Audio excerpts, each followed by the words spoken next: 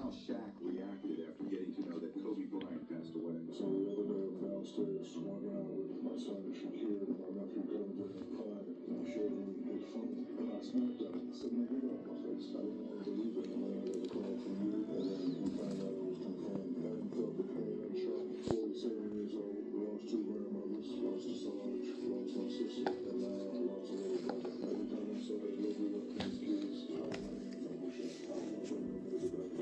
Luna? What are you doing inside? Huh? What are you doing here? How Shaq reacted after getting to know that Kobe Bryant. Come. This is laundry basket. Come out.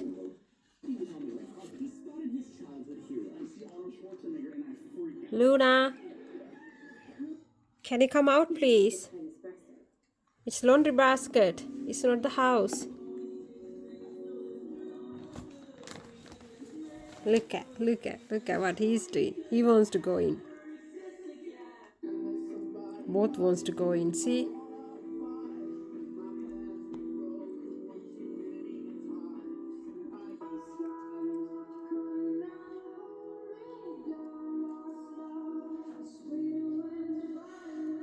I know what you guys doing. What's inside? There we go. What's inside? There we go. Again this.